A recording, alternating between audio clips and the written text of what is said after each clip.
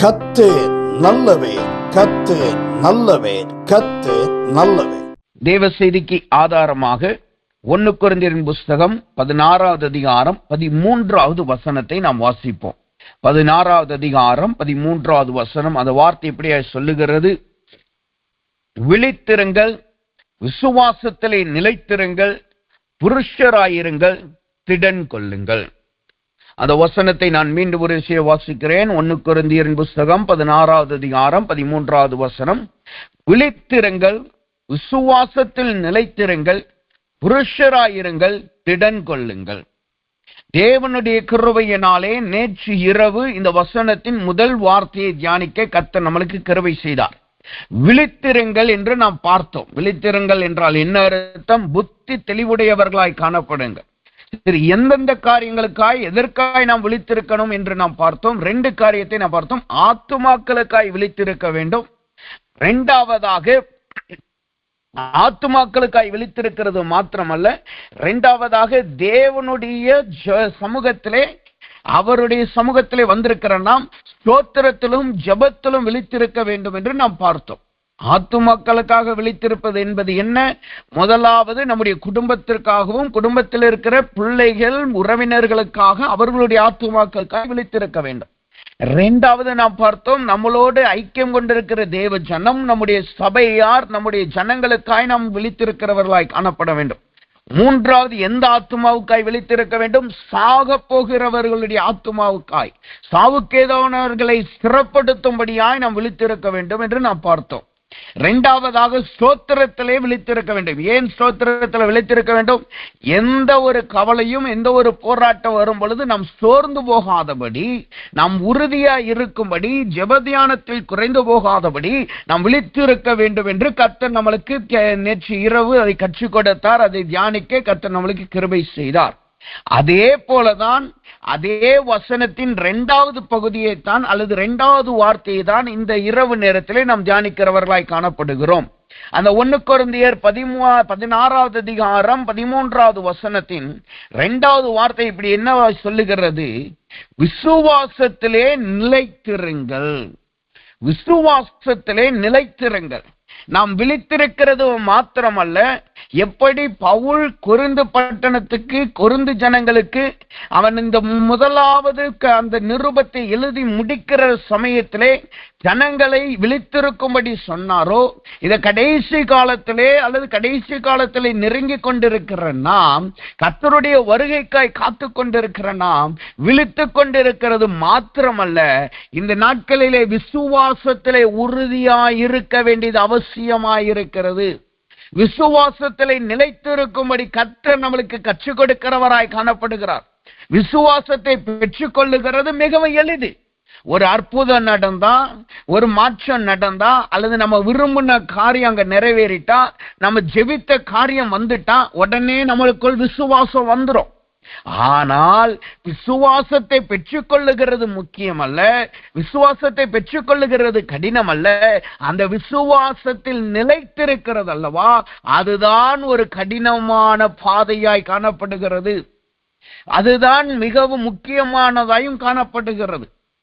உலகத்திலே சொல்லுவார்கள், ஒரு காரியத்தை நீங்க செய்ய முடிவு எடுத்துட்டீங்கன்னா, ஒரு காரியத்தை நீங்க செய்யணும்னு யோசிச்சிட்டீங்கன்னா, அது என்னதான் பிரச்சனை வந்தாலும் சரி, என்னதான் காரியம் நடந்தாலும் சரி, அதை தொடர்ந்து பண்ணிக்கிட்டு இருக்கேன்னு சொல்லுவாங்க. 21 நாள் ஒரு காரியத்தை நீங்க தொடர்ந்து பண்ணிட்டீங்கன்னா, அது ஆட்டோமேட்டிக்கா அடுத்து உங்களுடைய நினைவுல, சப்கான்சியஸ்ல பதிவாகிறதுனால நீங்க ஆட்டோமேட்டிக்கா அதை செய்கிறவர்களாய் காணப்படுகிறீங்கன்னு சொல்லுவாங்க. நீங்க 21 நாள் காலையில 4 மணிக்கு எஞ்சிட்டீங்க, காலையில அதிகாலையில ஜெபத்துல உட்கார்ந்துட்டீங்கன்னா, 22வது நாள் ஆட்டோமேட்டிக்கா நீங்க எந்திக்கிறவர்களாய் காணப்படுவீர்கள். 22வது நாள் ஆட்டோமேட்டிக்கா எஞ்சி உட்கார்ந்து அந்த ஜெபத்துல உட்காருகிறவர்களாகவும், அல்லது எஞ்சி உட்கார்ந்து அதுக்கப்புறம் உங்களுக்கு தூக்கம் வராது, கொஞ்ச நேரம் தூக்கமே வராது. ஏன்னா அந்த 21 நாள் பிராக்டிஸ் பண்ணது. இது மாத்திரம் அல்ல, எந்த வேலையை நீங்க செய்தாலும், எந்த காரியம் செய்தாலும் 21 நாள் நீங்க பிராக்டிஸ் பண்ணிட்டீங்கன்னா, அந்த தொடர்ந்து அதை செய்கிறவர்களாய் இருந்தீர்கள் என்றால், விடாம நீங்க செய்தீங்கன்னா, அது உங்கள் வாழ்நாள் முழுக்க, அல்லது அடுத்த காரியங்கள் மாறுற வரைக்கும் அது அப்படியே இருக்கும் என்று சொல்லுவார்கள். அதே போலதான் இங்க வசனம் சொல்லுது, விசுவாசத்தை பெற்றுக்கொண்ட தேவ பிள்ளைகளாகிய நாம் எப்படி இருக்கணுமாம், அதில் நிலைத்திருக்கிறவர்களாய் காணப்படணும். இன்னைக்கு நான் விசுவாசத்தை பெற்றுட்டு அடுத்த வாரம் நான் கர்த்தரை மறுதலிக்கிறவனாய் காணப்பட்டால், அல்லது அந்த விசுவாசத்திற்கு விரோதமாய் நான் செய்கிறவனாய் காணப்பட்டால், அந்த விசுவாசத்துக்கு மாறான காரியத்தை நான் செய்கிறவனாய் காணப்பட்டால், அது விசுவாசத்திலே நிலைத்து நிற்கிறதை காட்டாது. அப்போ ஒரு தேவ பிள்ளைகளிடத்துல கர்த்தர் என்ன எதிர்பார்க்கிறார்? குறிப்பா இந்த கடைசி நாட்களில் எப்படிப்பட்டவர்களாய் நாம் காணப்பட வேண்டுமாம்? விசுவாசத்திலே நிலைத்து நிற்கிறவர்களாய் நாம் காணப்பட வேண்டும். விசுவாசத்திலே நிலைத்து நிற்கிறவர்களாய் நாம் காணப்பட வேண்டும். சரி, இங்கு வசனம் சொல்லுகிறது நிலைத்திருங்கள் என்று சொல்லிருக்கு. நிலைத்திருங்கள் என்றால் என்ன அர்த்தம்? அது எதை காட்டுகிறது? மத்தேயுவின் புஸ்தகம் 10வது அதிகாரம் 22வது வசனத்தை நாம் வாசித்தோம் என்றால் அந்த வார்த்தை சொல்லுகிறது, என் நாமத்தின் நிமித்தம் நீங்கள் எல்லாராலும் பகைக்கப்படுவீர்கள், முடிவு பரியந்தம் நிலைத்திருப்பவனே ரட்சிக்கப்படுவான். முடிவு பரியந்தம் நிலைத்திருக்கிறவனே ரட்சிக்கப்படுவான். அப்ப விசுவாசத்தில் நிலைத்திருந்தால் என்ன அர்த்தம்? விசுவாசத்தில் கர்த்தர் நம்மளை நிலைத்திருக்க பண்ணுகிறார் அல்லது நிலைத்திருக்கும்படி இன்றைக்கு அறிவிக்கிறார் என்றால் என்ன அர்த்தம்? முடிவு பரியந்தம் அந்த விசுவாசத்தை காத்துக் கொள்ளுகிறவர்களாய் காணப்பட வேண்டும். முடிவு பரியந்தம் நாம் பெற்ற சத்தியத்திலே உறுதியாய் நிற்கிறவர்களாய் காணப்பட வேண்டும். அலைகள் வரும், போராட்டங்கள் வரும், மேடுகள் வரும், பள்ளங்கள் வரும். ஆனால் அதிலே நாம் உறுதியாய் இருந்தால் மாத்திரமே அதிலே நாம் ஜெயிக்கிறவர்களாய் காணப்பட முடியும். நீங்க இந்த கார் ரேஸ் எல்லாம் நீங்க பார்க்க முடியும். அதாவது ஆஃப் ரோடு கார் ரேஸ்ன்னு சொல்லுவாங்க. அது ஃபார்முலா 1 அது மாதிரி கிடையாது. ரோடே பார்த்தீங்கன்னா திடீர்னு குண்டக மண்டக போகிறதா இருக்கும், அங்கிட்டு இங்கிட்டு போகிறதாய் காணப்படும். அந்த கார் ரேஸ்ல நீங்க பாத்தீங்கன்னா 2 டிரைவர், ஒரு டிரைவர் பக்கத்துல கைடு இருப்பாப்ல. இந்த கார் போற வேகத்தை பாத்தீங்கன்னா ரொம்ப வேகமா போகும். ஆனா ரோடு பாத்தீங்கன்னா கரடு முரடா இருக்கும். சில இடத்துல பள்ளமா இருக்கும், சில இடத்துல மேடுல போற மாதிரி இருக்கும். அப்படி கார் பறந்துட்டு போய் அங்க இறங்குற மாதிரி இருக்கும். நான் சொல்றது நல்ல ரோட்ல போற அந்த காரை குறிச்சு, அந்த ரேஸ்ல ஆஃப் ரோடு மாதிரி இருக்கிற கார் ரேஸ் குறித்து நான் சொல்லுகிறேன். அப்ப அந்த பாதையெல்லாம் பாத்தீங்கன்னா ஒண்ணு நல்ல சரியான வளைவாய் இருக்கும், இல்லைன்னா அது ஒண்ணு கொஞ்சம் பெரிய வளைவுகளாய் காணப்படும். இப்ப பக்கத்துல இருக்கிற கைடு அந்த போறதுக்கு ஒரு 50 மீட்டர்ல இருந்து 100 மீட்டருக்கு முன்னாடியே அடுத்து என்ன வருகிறது என்று டிரைவர்கிட்ட சொல்லிக்கிட்டே இருப்பார். இந்த டிரைவர் என்ன செய்வார்னா, அவர் பார்த்து ஓட்டுறதை காட்டிலும் அங்க என்ன அந்த கைடு என்ன சொல்றாரோ அதை கேட்டுதான் அந்த டிரைவர் வண்டியை ஓட்டுவார். அவர் கண்ணு முன்னாடி தான் ரோடு இருக்கும். அது ரோடு இருந்தாலும் முன்னாடி என்ன வருதுங்கிறத இந்த கைடு சொன்னா மாத்திரமே அந்த டிரைவர் எந்த தவறும் இல்லாமல், அல்லது அதுல கார் தலைகளா போய் கீழே போய் உடைஞ்சிராம அந்த டிரைவரால அந்த காரை ஓட்டிட்டு போக முடியும். அப்ப அந்த ரோட்ல நீங்க பாத்தீங்கன்னா, எனக்கு ரோடு கடினமா இருக்கு, சரியா வளைஞ்சு போக முடியல, எனக்கு நான் போன பாதையில என் கார் ரிப்பேர் ஆயிருச்சுன்னு அவங்க விட்டுட்டாங்கன்னா என்ன நடக்கும்? அந்த பந்தயத்துல அவர்களால் ஜெயிக்க முடியாது. அந்த பந்தயத்தில் அவர்களால் ஜெயத்தை பெற்றுக்கொள்ள முடியாது. அதனால் வருகிற பரிசையோ அந்த பந்தயத்தினுடைய பரிசு பொருட்களை அவர்களால் பெற்றுக்கொள்ள முடியாது. காரணம், அவர்கள் அதில் தோற்றுவிட்டார்கள். அதே போலதான் கிறிஸ்தவ வாழ்க்கை. கிறிஸ்தவ வாழ்க்கை என்பது அது நேர்கோடான வாழ்க்கை கிடையாது. அது நேரான ஒரு சமதளத்தின் பாதை கிடையாது. சில நேரம் மேடு வரும், சில நேரம் பள்ள வரும், சில நேரம் உயர்வு வரும், சில நேரம் தாழ்வு வரும். ஆனால் எந்த சூழ்நிலையிலும், எப்பேற்பட்ட சூழ்நிலையிலும் நாம் மனரமியமாய் இருந்து நமக்கு கொடுக்கப்பட்ட விசுவாசத்திலே நாம் நிலைத்து நிற்கிறவர்களாய் காணப்பட வேண்டும். நம்மளுக்கு கொடுக்கப்பட்ட உபதேசத்திலே, நமக்கு கொடுக்கப்பட்ட சத்தியத்திலே நாம் உறுதியாய் இருக்கிறவர்களாய் காணப்பட வேண்டும். வசனம் சொல்லுது பாருங்க, இயேசுவே சொல்லுகிறார், முடிவு பரியந்தம் நிலைத்திருப்பவனே ரட்சிக்கப்படுவான். இன்னைக்கு நிறைய பேர் சொல்லுகிறது, அல்லது சில பேர் சொல்றாங்க, சில போதகர்களே உபதேசம் பண்றாங்க. என்ன சொல்றாங்கன்னா, ஒரு முறை நீங்க ரட்சிக்கப்பட்டீங்கன்னா நீங்க சாகிற வரைக்கும் அந்த ரட்சிப்பு உங்களை விட்டு போயிடாது. நீங்க ஒரு தடவை ரட்சிக்கப்பட்டுட்டீங்கன்னா பரலோகத்துக்கு ஈஸியா போயிருவீங்கன்னு சொல்றாங்க. அது தவறு. இயேசுவே சொல்றாரு பாருங்க, முடிவு பரியந்த நிலைத்து நிற்கிறவன்.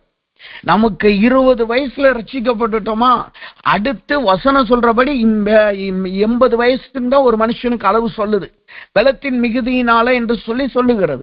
அப்ப அந்த 60 வருஷம் அந்த விசுவாசத்துல, அந்த சத்தியத்துல, அந்த ரட்சிப்புல நம்ம நிலைச்சு நிக்கணும். இந்த 60 வருஷத்துக்கு இடையில நிறைய போராட்டங்கள் வரும், விசுவாசத்திற்குரிய கேள்விகள் வரும், தேவனுக்குரிய கேள்விகள் நமக்குள் நிறைய வரும். ஆனாலும் அந்த ரட்சிப்பை காத்து கொள்ளுகிறவன் மாத்திரமே அவன் ரட்சிக்கப்படுகிறவனாய் காணப்படுகிறான். மரணம் வரைக்கும் உறுதியா இருந்தால் மாத்திரமே, முடிவு பரியந்தம் நிலைச்சு நின்னால் மாத்திரமே அது விசுவாசத்தில் நிலைத்து நின்று நாம் பரலோக ராஜ்யத்தின் பங்கை பெற்றுக் கொள்ளுகிறவர்களாய் மாறுகிறோம். அப்ப இன்றைக்கு தேவ சமூகத்தில் வந்திருக்க நாம், இன்றைக்கு நம்முடைய விசுவாசம் எப்படி காணப்படுகிறது? நாம் அதில் உறுதியா இருக்கிறோமா? நாம் அதில் நிலைத்து நிற்கிறோமா? முடிவு வரையும் நம்மளால் நிலைத்து நிற்க முடியுமா என்று சொல்லி நாம் ஒவ்வொரு நாளும் அதை தியானித்து அதை சரி செய்கிறவர்களாயும் அதை பலப்படுத்துகிறவர்களாயும் அதற்குள்ளாய் நாம் ஊன்ற கட்டப்படுகிறவர்களாய் நாம் காணப்படுவோமாக. அப்ப இங்க வசனம் சொல்லுகிறது, விசுவாசத்திலே நிலைத்திருங்கள் என்று சொல்லுகிறது. முடிவு வரை நிலைத்திருங்கள். அப்ப எப்படிப்பட்ட அல்லது எதிலே நாம் விசுவாசத்துல நிலைத்து நிற்கணுமா? விசுவாசத்துல நிலைத்திருக்கணும் கர்த்தர் சொல்லிட்டாரு. அப்ப எப்படிப்பட்ட காரியத்திலே அல்லது எந்த காரியத்திலே நாம் விசுவாசத்துல நிலைத்து நிற்கணுமா? இன்னொரு வார்த்தையில சொல்ல போனா, விசுவாசத்திற்கு தடையாய் வருகிற காரியம் என்ன, அதுல எப்படி நாம் நிலைத்திருக்க வேண்டும் என்று சொல்லி தேவ சமூகத்திலே நாம் தியானிக்க போகிறோம். முதலாவதாக, எப்படிப்பட்ட காரியத்திலே நாம் விசுவாசத்திலே நிலைத்து நிற்க வேண்டுமாம்? நம்முடைய வேதத்தை மார்க்கவின் புஸ்தகம் 17வது அதிகாரத்துக்கு நம்முடைய வேதத்தை திருப்புவோம். மார்க்கவின் புஸ்தகம் 4வது அதிகாரம் 17வது வசனம். மார்க்கவின் புஸ்தகம் 4வது அதிகாரம் 17வது வசனம். அந்த வார்த்தை இப்படியே சொல்லுகிறது, தங்களுக்குள்ளே வேர் கொள்ளாதபடியால் கொஞ்ச காலம் மாத்திரம் நிலைத்திருக்கிறார்கள், வசனத்தின் நிமித்தம் உபத்திரவமும் துன்பமும் உண்டான உடனே இடரல் அடைகிறார்கள். வசனம் சொல்லுது பாருங்க, இடரல் எங்கே வருகிறதா?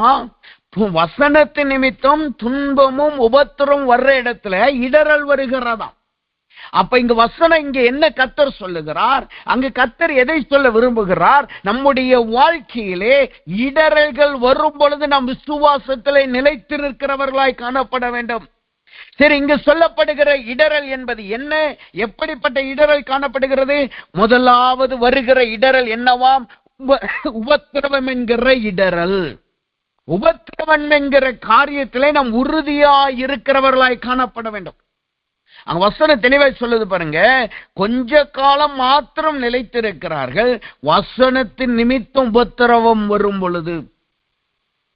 உபத்திரவம் என்பது கிறிஸ்தவர்களுக்கென்று வைக்கப்பட்ட ஒரு காரியமாய் இருக்கிறது. ஏனென்றால் வசனமே சொல்லுது பாருங்க, யோவான் புஸ்தகம் 16வது அதிகாரம் 33வது வசனத்தை நீங்க படிச்சு பார்த்தீங்கன்னா அந்த வார்த்தையை தெளிவாய் சொல்லுகிறது, என்னிடத்தில் உங்களுக்கு சமாதானம் உண்டாயிருக்கும் பொருட்டு இவைகளை உங்களுக்கு சொன்னேன், உலகத்திலே உபத்திரம் உண்டு, ஆனாலும் திடன் கொள்ளுங்கள், நான் உலகத்தை ஜெயித்தேன். அங்க இயேசு சொல்றாரு பாருங்க, இயேசுவே சொல்லுகிறார், நம்முடைய ஜனங்களுக்கு சொல்லுகிறார், உலகத்துல உபத்திரவம் உண்டு, ஆனாலும் திடன் கொள்ளுங்கள். உபத்திரம் உண்டு. அங்க இயேசு சொல்றாரு பாருங்க, என்னிடத்தில் உங்களுக்கு சமாதானம் உண்டாயிருக்கும் பொருட்டு இவைகளை உங்களுக்கு சொன்னேன். உலகத்திலே உபத்திரம் உண்டு. அப்ப ஒவ்வொரு தேவ பிள்ளைகளுக்கும் உபத்திரம் என்பது காணப்படுகிறது தான். ஒவ்வொரு தேவ பிள்ளைகளுடைய வாழ்க்கையில கண்டிப்பா உபத்திரம் இருக்கும். ஆனா என்ன, ஒவ்வொருத்தவங்களுக்கு ஏற்ற உபத்திரம்ங்கிறது அவர்களுக்கு ஏற்றபடி காணப்படும். சிலருக்கு அவர்களுடைய உபத்திரவம் அவங்களுக்கு அது பெரிய கடினமானது இருக்கும், நம்ம பார்வையில அது சின்னதா தெரியும். நமக்கு வருகிற உபத்திரவம் பெரியதாய் காணப்படும் நம்முடைய பார்வையில, ஆனா அவர்களுடைய பார்வையில அது ஒரு சின்ன உபத்திரவமா தெரியும். ஆனா எப்படி பார்த்தாலும் ஒவ்வொரு தேவ பிள்ளைகளுக்கும் உபத்திரவம் என்பது கர்த்தரால் அனுமதிக்கப்பட்டதாயும் அது கர்த்தரால் கொடுக்கப்பட்டதுமாய் காணப்படுகிறது. அங்க வசனம் தெளிவாய் சொல்லுது பாருங்க, வசனத்தின் நிமித்தமாய் வருகிற உபத்திரவம். இந்த உபத்திரவத்தை குறிச்சு நாம பார்த்தோம்னா அப்போஸ்தலரின் புஸ்தகம் 20வது அதிகாரம் 23வது வசனத்தை நாம் வாசித்தோம் என்றால் அந்த வசனம் சொல்லுகிறது, கட்டுகளும் உபத்திரவங்களும் எனக்கு வைத்திருக்கிறது என்று பரிசுத்த ஆவியானவர் பட்டணந்தோறும் தெரிவிக்கிறதை மாத்திரம் அறிந்திருக்கிறேன். பவுல் சொல்லுகிறார் பாருங்க, கட்டுகளும் உபத்திரவங்களும் எனக்கு வைத்திருக்கிறது என்று பரிசுத்த ஆவியானவர் பட்டணந்தோறும் தெரிவிக்கிறதை மாத்திரம் அறிந்திருக்கிறேன். இதுதான் ஒரு தேவ பிள்ளைகளுடைய நம்பிக்கையா இருக்கணும். இன்னைக்கு உபதேசம், இன்னைக்கு தேவ வார்த்தை பேசுகிறவர்கள் இன்னொரு வழியில போறாங்க. என்ன போறாங்க? கர்த்தர் உங்களை ஆசீர்வதிக்கும்படி அழைத்திருக்கிறார். நீங்க இந்த பூமியில இருக்கிற பணக்காரர்களை காட்டிலும் பெரிய பணக்காரர்களா இருப்பீர்கள். இந்த பூமியில இருக்கிற செல்வந்தர்களை காட்டிலும் உங்களுக்கு செல்வந்தம் இருக்கும். ஒரு பக்கத்துல ஒரு விதத்துல பார்த்தா கர்த்தர் நம்மளை ஆசீர்வதிக்கிறவராத்தான் இருக்கிறார். ஆனா இன்னொரு பக்கத்துல வசனத்தின் நிமித்தமாய் நாம் உபத்திரப்பட வேண்டியது கர்த்தரால் நியமிக்கப்பட்டதாய் காணப்படுது. அங்கு சொல்லுகிறாரு பாருங்க, என்ன சொல்லுகிறார்? 22வது வசனத்துல இருந்து நீங்க வாசித்து பார்த்தீங்கன்னா, இப்பொழுதும் நான் ஆவியிலே கட்டுண்டவனாய் எருசலேமுக்கு போகிறேன், அங்கே எனக்கு நேரிடவைகளை நான் அறியேன், கட்டுகளும் உபத்திரவங்களும் எனக்கு வைத்திருக்கிறது என்று பரிசுத்த ஆவியானவர் பட்டணந்தோறும் தெரிவிக்கிறதை மாத்திரம் அறிந்திருக்கிறேன். பவுலின் இடத்துல ஒரு மனுஷன் வந்து சொல்றான், இது யாருடைய ஹேண்ட்கர்ச்சீப், இது யாருடைய கைக்கொட்டைன்னு கேட்கிறான். உடனே அவங்க சொல்றாங்க, இது பவுலினுடைய கைக்கொட்டை என்று சொல்லுகிறார்கள், ஹேண்ட்கர்ச்சீப் என்று சொல்றாங்க. உடனே அந்த மனுஷன் சொல்றான், நீர் அங்கே போனால் உங்களை கட்டி விடுவார்கள், நீங்கள் கட்டப்படுவீர்கள் என்று சொல்றான். உடனேதான் பவுல் சொல்றாரு, நான் அங்க போனா மாத்திரம் கிடையாது, நான் போகிற எல்லா இடத்துலயும் எனக்கு உபத்திரவம் இருக்கு என்பது எனக்கு பரிசுத்தான்னு சொல்லி இருக்கிறாரு. இன்றைக்கு எத்தனை பேர் நம்ம இப்படிப்பட்ட ஒரு விசுவாச அறிக்கை இட முடியும்? கர்த்தருக்காய் நான் உபத்திரவப்பட ஆயத்தமா இருக்கிறேன் என்பதை எத்தனை பேர் நம்மளால் சொல்ல முடியும்?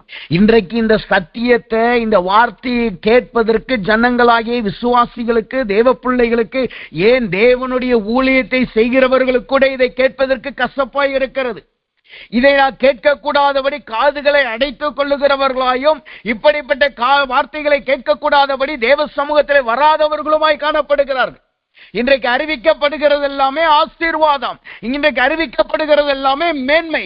ஆனால் இயேசுவே சொல்லுகிறார், என்னிடத்திலே நீங்கள் இடறல் அடையாதபடி நான் உங்களுக்கு இதை சொல்லுகிறேன், உலகத்திலே உங்களுக்கு உபத்திரவம் உண்டு. அந்த உபத்திரவத்திலே நாம் மேன்மை பாராட்டுகிறவர்களாய் காணப்படணும். அந்த உபத்திரவத்திலே விசுவாசத்திலே நிலைத்து நிற்கிறவர்களாய் காணப்படணும். சரி, இங்க வசனம் சொல்லுகிறது உபத்திரம் உண்டுன்னு சொல்லி, ஏன் உபத்திரம் நமக்கு வருகிறதா? எதற்காய் தேவ பிள்ளைகளுக்கு உபத்திரம் வருகிறதாய் காணப்படுகிறதா? வசனம் சொல்லுது, 2 தீமோத்தேயின் புஸ்தகம் 3வது அதிகாரம் 12வது வசனம். 2 தீமோத்தேயின் புஸ்தகம் 3வது அதிகாரம் 12வது வசனம் சொல்லுது, அன்றியும் கிறிஸ்து இயேசுவுக்குள் தேவ பக்தியாய் நடக்க மனதாயிருக்கிற யாவரும் துன்பப்படுவார்கள். ஏன் உபத்திரம் தேவ பிள்ளைகளுக்கு வருகிறதாம்? ஏன் உபத்திரவத்தின் பாதையில் அவர்கள் கடந்து போகிறவர்களாய் இருக்கிறார்களாம்? நான் சொல்லுகிற உபத்திரவம் சரீர ரீதியா அல்லது நம்முடைய கிரியைகளினால் வர்ற உபத்திரம் கிடையாது. உபத்திரவத்துல 2 விதம் இருக்கு. வசனத்தினால வருகிற உபத்திரம் ஒண்ணு இருக்கு, நாம் செய்த தவறுகளினால் வருகிற கான்சிக்வன்சஸ் ஆன உபத்திரம் ஒண்ணு இருக்கு. அது 2ஐயும் நம்ம குழப்பிடக்கூடாது. இங்க கர்த்தர் சொல்றது வசனத்தின் நிமித்தமாய், அவருடைய நாமத்தின் நிமித்தமாய், கிறிஸ்தவர்களாய் இருக்கிறது நிமித்தமாய் வருகிற உபத்திரம். நாம ஒருத்தவங்கிட்ட போய் சண்டை போட்டுட்டு அவங்களால தொடர்ந்து பிரச்சனை வருதுன்னா அந்த உபத்திரவத்தை குறித்து வசனம் சொல்லல. இங்க அதை குறித்து நம்ம பேசல. இங்க கர்த்தர் அதை குறித்து சொல்லல. இது வசனத்தினால் வருகிற உபத்திரவத்தை குறித்து சொல்லுது. கிறிஸ்தவர்களாய் தேவ பிள்ளைகளாய் மாறினதினால் வருகிற உபத்திரவத்தை குறித்து சொல்லுது. சரி, இங்க ஏன் உபத்திரவம் வருகிறதாம்? வேத வசனம் தெளிவாய் சொல்லுகிறது பாருங்க, கிறிஸ்து இயேசுவுக்குள் தேவ பக்தியாய் நடக்க மனதாய் இருக்கிற யாவருக்கும் துன்பப்படுவார்கள். யாருக்கு துன்பம் வருது? யாருக்கு உபத்திரவம் வருது? தேவ பக்தியாய் நடக்கிறவர்களுக்கு. தேவ பக்தியாய் இருக்கவன். பிசாசானவனுடைய கண்கள் யார் மீது இருக்கும்னா தேவ பக்தியாய் நடக்கிறவன். அவங்க ரெட்ட சிந்தனையோடு நடக்கிறவன அவன் பிசாசு தொடமாட்டான். ரெட்ட சிந்தனையோட கிரியை செய்கிறவர்கள் அல்லது மாய்மாலமான வாழ்க்கை வாழ்கிறவங்கள பிசாசு தொடவே மாட்டான். அவன் என்கரேஜ் பண்ணுவான். உனக்கு என்ன தேவைப்பா? ஆசீர்வாதம் தேவையா? உனக்கு என்ன தேவைப்பா? உனக்கு நல்ல பணம் தேவையா? அது போதும், நீ அப்படியே நல்லா வாழு. வெளியில ஏசுன்னு சொல்லிக்கோ, வெளியில ஏசும் வாயில ஏசுன்னு சொல்லிக்கோ. உன் வாழ்க்கை அதுக்கேற்ற மாதிரி இருக்கணும்னு அவசியமே கிடையாது. அதுதான் மாயக்காரர்களுடைய வாழ்க்கை. இயேசு சொல்லுகிறார் பாருங்க, இவர்களோ வெள்ளையடிக்கப்பட்ட கல்லறையை போல இருக்கிறார்கள். காரணம் என்ன? வெளியில பார்க்க வெள்ளையடிக்கப்பட்ட கல்லறை, ஆனா உள்ள எப்படி இருக்காம்? புழுக்களும் நாற்றம் எடுத்த வாழ்க்கையுமா இருக்கு. அதுதான் மாயக்காரர்களுடைய வாழ்க்கை. பிசாசானவன் அப்படிப்பட்டவங்களெல்லாம் அவன் தொடவே மாட்டான். அவர்களுக்கு நல்ல அதிகாரத்தை கொடுப்பான், நல்ல உயர்ந்த ஸ்தலத்துல கொண்டு வைப்பான். ஆனா யாருக்கு உபத்திரம் வரும்னா, கர்த்தருக்காய் தேவ பக்தியாய் நடக்கிறவர்களுக்கு, தேவ பக்தியாய் இருக்கிறவர்களுக்கு. இன்றைக்கு தேவனின் நிமித்தமாய், வசனத்தின் நிமித்தமாய் நீங்கள் உபத்திரவத்தினோடாய் நடந்து போகிறவர்களாய் இருக்கிறீர்களா? தேவ வார்த்தை நிமித்தமாய் நீங்கள் உபத்திரவத்தை அனுபவிக்கிறவர்களாய் காணப்படுகிறீர்களா? கர்த்தர் சொல்லுகிறார், அவர் உங்களை விசுவாசத்திலே நிலைத்திருக்கும்படி உங்களை பலப்படுத்துகிறார். அவர் உங்களுக்கு அறிவிக்கிறது என்ன வார்த்தை? என்ன? நீங்கள் விசுவாசத்திலே உறுதியாயிருங்க. நீங்க பெற்றுக்கொண்ட விசுவாசத்திலே, சத்தியத்திலே உறுதியாய் நிலைத்திருங்க. நீங்க துன்பத்தை பார்த்தும் உபத்திரவத்தை பார்த்தும் அசைஞ்சு போகாதீங்க, அதுல உறுதியாயிருங்க. சில நாட்களாய் நான் கேள்விப்பட்டு கொண்டு வருகிற காரியத்தை பகிர்ந்து கொள்ள விருப்பப்படுகிறேன். தேவனுடைய நாமத்திற்காக. நமக்கு எல்லாருக்கும் தெரியும், இப்ப புது அதிபர் வந்ததுனால, ஸ்டேட்ஸ்ல ஒரு புதிய அதிபர் வந்ததுனால நிறைய இல்லீகல் இமிகிரன்ட்ஸ், நல்ல பேப்பர் டாக்குமெண்ட்ஸ் இல்லாதவங்க எல்லாம் அந்த தேசத்தை விட்டு வெளியில கொண்டு போக பாக்குறாங்க. ஏன் நம்ம இந்திய தேசத்துக்கே நிறைய ஜனங்களை ரிட்டர்ன் அனுப்பிவிட்டாங்கன்னு நம்ம பாக்குறோம். அது ஒரு பெரிய இஷ்யூவா மாறிச்சு. இப்ப ரீசெண்டா கிறிஸ்தவ உலகத்துல இருக்கிறவங்க அதுல ஒரு காரியத்தை கண்டுபிடிச்சிருக்காங்க. என்னன்னா, ஒரு மனுஷன் அங்க கட்டப்பட்டு இருந்திருக்காப்ல. அவர் பேப்பர் டாக்குமெண்ட் சின்ன வயசுலயே அவர் அங்க வந்ததுனால அவருக்கு என்ன டாக்குமெண்ட் தெரியல. ஆனா அவருக்கு ஒரு அமெரிக்க பிரதிநிதியாகவே அங்க வளர்ந்து வந்திருக்கிறாப்ல. அங்கேயே இருந்து அங்கேயே அப்படிதான் வளர்ந்து வந்திருக்காப்ல. அவருக்கென்று எல்லா உரிமையும் அங்க இருக்கு.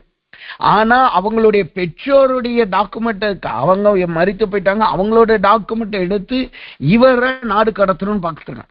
இந்த நாடு கடத்தும் பொழுது உடனே அவங்கள உடனே அப்படியே தூக்கிட்டு போய் நாடு கடத்த மாட்டாங்க. அவங்க என்ன செய்வாங்கன்னா, ஒரு இடத்துல கொண்டு போய் வச்சிருவாங்க. அது ஒரு கேம்ப் மாதிரி இருக்கும். அந்த கேம்ப்ல போய் இருக்கணும். அது எல்லாம் ஒரு அளவு கூட்டம் சேர்ந்த பிறகுதான் அவங்களை அனுப்பி விடுவாங்க. அது வரைக்கும் அந்த கேம்புக்குள்ளேயே இருக்கணும். இந்த கேம்ப்ல ஒரு காரியம் நடந்திருக்கு. அந்த கேம்ப்ல இருந்த மனுஷர் அவர் சொன்ன காரியம் என்னன்னா, இந்த கேம்புக்குள்ள போறவங்களுக்கு, அவர் ஒரு கிறிஸ்தவர், அவர் சொன்ன காரியம் என்னன்னா, நான் தினமும் தேவ சமூகத்துல ஜெபிக்கிறவனா இருக்கிறேன், தினமும் நான் வேதத்தை வாசிக்கிறவனா இருக்கிறேன், அது எனக்கு கொடுக்கப்பட்ட நான் கற்றுக்கொண்ட பிரமாணம், அதை நான் தொடர்ந்து செய்கிறவனா இருக்கேன். நான் ஒரு கிறிஸ்தவன், இந்த நாடு ஒரு கிறிஸ்தவ நாடு தான். நான் என்ன கேம்ப்ல தூக்கி வச்சுட்டாங்க. வச்ச பிறகு அங்கு வேதமே அவர்களுக்கு கொடுக்கப்படலையா. வேதம் கொடுக்கிறதுனால என்ன நடக்க போகுது? ஆனா பைபிள் அவரால் வாசிக்க முடியல. ஜெபிக்கிறாரு, ஆனா வேதத்தை வாசிக்க முடியல. அவர் சொல்லியிருக்க, நான் கிறிஸ்தவன் தான், எனக்கு பைபிள் மட்டும் கொடுங்க போதும், நான் இங்கே இருந்துக்கிறேன், கேம்ப்ல இருக்கிறேன், எப்ப நீங்க என்ன அனுப்புறீங்களோ அனுப்புங்க, ஆனா எனக்கு பைபிள் கொடுங்க, நான் பைபிள் படிக்கணும்னு சொல்லியிருக்கேன். அதுக்கப்புறம் தான் அங்க இருக்கிற நிறைய பேர்கிட்ட பேசி பார்த்ததுதான் தெரியுது, ரகசியமாய் குறிப்பாய் கிறிஸ்தவர்களுக்கென்று இந்த உபத்திரம் வருகிறது. அந்த கேம்ப்ல இருந்த நிறைய பேரு தேவனுக்காய் பயபக்தியாய் இருந்தவங்க, தேவனுக்காய் உறுதியாய் நிற்கிறவங்க. வெளியில பார்க்க என்ன இல்லீகல் இமிகிரன்ட்ஸ், வெளியில பார்க்க என்ன பேப்பர் எல்லாம் உள்ள வந்திருக்காங்க. ஆனா உள்ள இருக்கிற நிறைய பேர் பாத்தீங்கன்னா ப்ராப்பரா பேப்பர் இருக்கிறவங்களும் அல்லது சிறு வயதுல இருந்தே அங்க இருக்கிறவங்களும் குறிப்பாய் அநேக கிறிஸ்தவர்களாய் காணப்படுறாங்க. இப்ப அவங்களுக்கு வேதம் கொடுக்கப்படல. வேதம் கொடுக்கப்படலைன்னா அங்க இருக்கிற நாட்கள் எல்லாமே வேதத்தை அவங்களால வாசிக்க முடியாது, கர்த்தருக்குள்ளாக பலப்பட முடியாது. அது ஒரு உபத்திரவ காலமாய் மாறுகிறது. வெளியில பார்க்க அது வேற விஷயம், ஆனா உள்ள என்ன நடக்குது பாருங்க. சத்துரு எப்படி தந்திரமாய் கிரியை செய்கிறான். அதனாலதான் வேதம் சொல்லுது, தேவ பக்தியாய் நடக்கிறவர்களுக்கு உபத்திரமும் உண்டு. தேவ பக்தியாய் நடக்கிற தேவ பிள்ளைகளுக்கு உபத்திரம் உண்டு. அப்ப நம்முடைய வாழ்க்கையில உபத்திரமே வரல அப்படின்னு சொன்னா நான் சொல்லுகிற வசனத்தின் மூலமாய் வருகிற உபத்திரம் வரலைன்னா நம்மளுடைய வாழ்க்கையை திரும்ப நாம் ஆராய்ந்து பார்க்க வேண்டியது அவசியமாய் இருக்கு. உலகத்திற்காய் பாடுபடுகிறது, பிள்ளைகளுக்காய் பாடுபடுகிறது, அவர்களுக்காய் இரவும் பகலும் ஓடியா பாடுபடுறது, அது வேறு. இங்கு சொல்லப்படுகிற வசனத்தின் நிமித்தமாய், கிறிஸ்தவர்களாய் இருக்கிறது நிமித்தமாய் உங்களுக்கு உபத்திரவம் வரலே என்றால் நம்மளுடைய நிலைமையை நாம் ஆராய்ந்து பார்க்க வேண்டியது அவசியமாய் இருக்கு. மருத்துவர்கள் சொல்லுவாங்க, அந்த பிள்ளைகளை குறித்து சொல்லுகிற மருத்துவர்கள் சொல்லுவாங்க, என்ன சொல்லுவாங்கன்னா, சின்ன பிள்ளைகளுக்கு எந்த வியாதியும் வராம இருந்தா ஏதோ ஒரு தவறு அவர்கள் உடம்புல இருக்கு என்ற அர்த்தம். அவர்களுக்கு அடிக்கடி ஏதாவது ஒரு சின்ன பிரச்சனை வந்துகிட்டே இருக்கணும். அந்த பிரச்சனை வரலைன்னா காய்ச்சலோ இருமலோ சளியோ அல்லது ஏதாவது ஒரு சின்ன சின்ன ப்ராப்ளம் வந்துகிட்டு இருக்கணும். வரலைன்னா சரீரத்துல ஏதோ ஒரு பெரிய ப்ராப்ளம் வரப்போது, சீக்கிரட்டா ஏதோ நடந்துகிட்டு இருக்கு என்று சொல்லுவார்கள். அதே போலதான் கிறிஸ்தவர்களா இருக்கிற நமக்கு வசனத்தின் நிமித்தமாய் பாடுகளும் உபத்திரவங்களும் வராமல் இருந்தால் நம்முடைய பாதையை நாம் சீர்திருத்த வேண்டியது அவசியமாய் இருக்கு. நம்மளுடைய நிலைமை தேவபக்தி உள்ளதா இருக்கிறதா அல்லது தேவபக்தியை விட்டு விலகி இருக்கிறோமா என்பதை நிதானித்து பார்க்க வேண்டியது அவசியமா இருக்கு. அப்ப கர்த்தர் சொல்லுகிறார், தேவ பக்தியாய் நடக்கிறவர்களுக்கு துன்பம் வரும், தேவ பக்தியாய் நடக்கிறவர்களுக்கு உபத்திரவம் வரும், ஆனால் முடிவு பரியந்தம் நிலைத்து நிற்கிறவன் ரட்சிக்கப்படுவான். சரிங்க, வசனம் சொல்லிருச்சு உபத்திரவம் வரும் என்று கர்த்தர் சொல்லிட்டார். அதுல நாம் விசுவாசத்துல நிலைத்திருக்கணும் சொல்லிட்டார். அப்ப எப்படி நாம் விசுவாசத்துல நிலைத்திருக்கணுமா, அல்லது நம்முடைய வாழ்க்கையிலே கர்த்தருடைய வசனத்தினால் உபத்திரவம் வரும் பொழுது நாம் என்ன செய்கிறவர்களாய் காணப்படணுமா? வசனம் சொல்லுகிறது, முதலாவதாக ரோமர் புஸ்தகம் 12வது அதிகாரம் 12வது வசனத்தை நாம் வாசிக்கும் பொழுது அந்த வார்த்தை சொல்லுகிறது, நம்பிக்கையில் சந்தோஷமாயிருங்கள், உபத்திரவத்தில் பொறுமையாயிருங்கள். ஒரு மனுஷனுடைய வாழ்க்கையிலே, தேவ பிள்ளையினுடைய வாழ்க்கையிலே கர்த்தருடைய வசனத்தின் நிமித்தமாய் உபத்திரவம் வந்தால் அவர்கள் என்ன செய்ய வேண்டுமாம்? உபத்திரவத்திலே முதலாவது பொறுமையாயிருக்க கற்றுக்கொள்ளணும். உபத்திரவத்திலே பொறுமையாயிருக்க கற்றுக்கொள்ளுகிறவர்களாய் நாம் காணப்படணும். ஆடுகளை நீங்க பாத்தீங்கன்னா, சின்ன ஒரு மந்தை இருக்கு அப்படின்னா அந்த மந்தைக்குள்ள திடீர்னு ஒரு சின்ன ஒரு பிரச்சனை வந்துச்சுன்னா அது கச்ச அப்படியே கலைஞ்சு போயிடும். தேன் கூட்டம் பாத்தீங்கன்னா அதுல ஒரு சின்ன கல்லை எரிஞ்சிட்டீங்கன்னா அப்படியே சரு சரு சருன்னு அது பறஞ்சு கலைஞ்சு அங்கிட்ட இங்கிட்ட போகும். கடைசியில் அந்த தேனை எடுத்துட்டு வந்துகிட்டே இருப்போம். ஆனா தேவ பிள்ளைகள் உபத்திரவத்தில் எப்படி காணப்படணுமா? பதஷ்டப்படவே கூடாது. ஐயோ எனக்கு உபத்திரம் வந்துருச்சு, எனக்கு உபத்திரம் வந்ததுனால நான் என்ன செய்ய போறேன், என் வாழ்க்கை எப்படி போக போகுதுன்னு பதஷ்டப்படவே கூடாது. முதலாவது பொறுமையா இருக்கணும். உபத்திரம் வந்துச்சா அதுல நீங்க அமைதியா இருங்க, பொறுமையா அதிலே காத்திருங்க. அந்த பொறுமை என்ன செய்யுமா? வசனம் சொல்லுது பாருங்க, ரோமர் புஸ்தகம் 5வது அதிகாரம் 3வது வசனத்தை நீங்க படிச்சு பாத்தீங்கன்னா அந்த வார்த்தை இப்படியே சொல்லுகிறது, அது மாத்திரமல்ல உபத்திரவம் பொறுமையையும், பொறுமை பயிற்சியையும், பயிற்சி நம்பிக்கையும் உங்களுக்கு உண்டாக்குகிறது என்று நான் அறிந்து.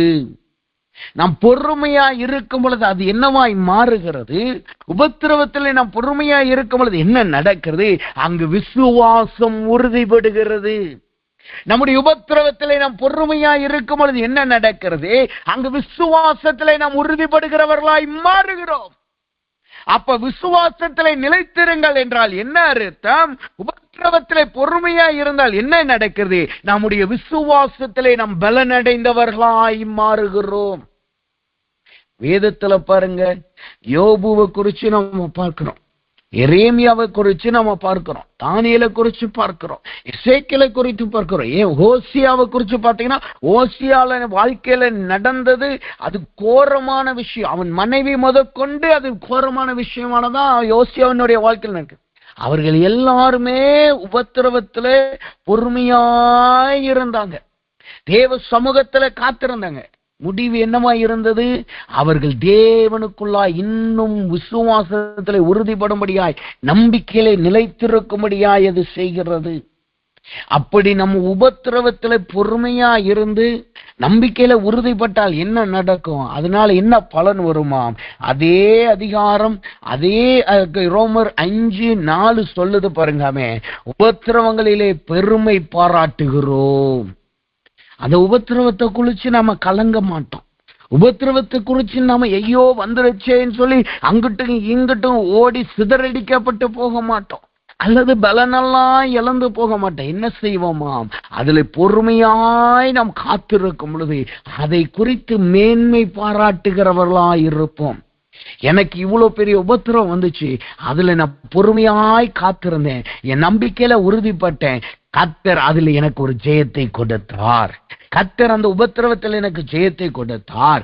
எனக்கு ஒரு மாற்றம் வந்தது. கர்த்தர் என்னோடு கூட இருந்தாருன்னு சொல்லி வரும் நாட்கள் அது நமக்கு ஒரு சாட்சியாய் மாறும். அதை குறித்து நாம் மேன்மை பாராட்டுகிறவர்களாய் மாறுவோம்.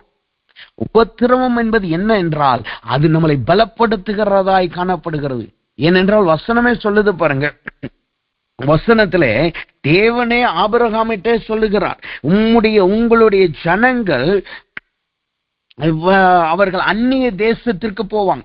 அந்நிய தேசத்திற்கு போய் அவர்கள் அந்நிய தேசத்திலே அவர்கள் காணப்படுவார். வசனம் சொல்லுகிற ஆதியாகமத்தின் புஸ்தகம் 15வது அதிகாரம் 13வது வசனம் சொல்லுகிறது, அப்பொழுது அவர் ஆபிரகாமை நோக்கி, உன் சந்ததியார் தங்களுடையது அல்லாத அந்நிய தேசத்திலே பரதேசிகளாயிருந்து அத்தேசத்தாரை சேவிப்பார்கள் என்றும் அவர்களால் 400 வருஷம் உபத்திரவப்படுவார்கள் என்றும் நிச்சயமாய் அறிய கடவீர்கள். எதற்காக இதை வைக்கிறாரா? அவர்கள் பலுகி பெருகும்படியாய் கர்த்தர் அங்கு எகிப்துக்கு அவர்களை கொண்டு போன்னு சொல்லி ஆபிரகாமிட்டே சொல்றார். அவர்கள் அங்க உபத்திரவப்படுவாங்க. ஆனா உபத்திரவப்படுவதற்கான காரணம் என்ன? அவர்கள் இன்னும் கர்த்தருக்குள்ளாய் அதில் உறுதியாய்ப்படுகிறதுக்காகவும் அதிலே கர்த்தர் அவர்களை பலுகி பெருக செய்யும்படியாய். அப்ப இன்றைக்கு கர்த்தர் சொல்லுகிறார், நம்முடைய வாழ்க்கையில உபத்திரம் வரும் பொழுது, தேவ வசனத்திற்காக உபத்திரம் வரும் பொழுது, நம்மளை உபத்திரவப்படுத்தவங்கிட்ட போயிட்டு என்ன நீ எப்படி உபத்திரவப்படுத்தோன்னு சொல்லி அவர்களை அடிக்கிறதாகவோ அதற்கு எதிர்வினை செய்கிறதாகவோ நாம் செய்யக்கூடாது. நாம் என்ன செய்யணுமா? அதில் பொறுமையாய் தேவனுக்காய் காத்திருக்கணும். அது இப்படி பரீட்சையில காத்திருந்தோம் என்றால் என்ன நடக்கும்? நம் நம்பிக்கையில உறுதியாய் மாறுவோம்.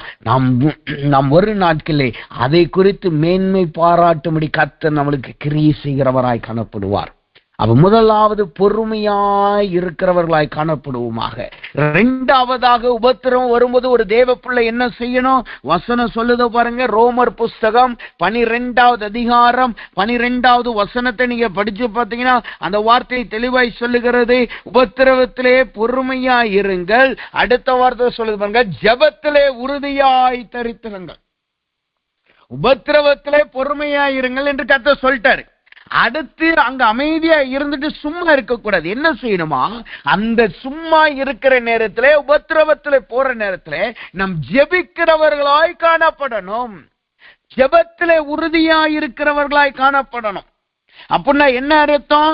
சங்கீதங்களின் புஸ்தகம் 62வது சங்கீதம் 8வது வசனம் இப்படியே சொல்லுகிறது. சங்கீதங்களின் புஸ்தகம் 62வது அதிகாரம் 8வது வசனம் சொல்லுகிறது, ஜனங்களே எக்காலத்திலும் அவரை நம்புங்கள், அவர் சமூகத்தில் உங்கள் இருதயத்தை ஊற்றி விடுங்கள், தேவன் நமக்கு அடைக்கலமாயிருக்கிறார்.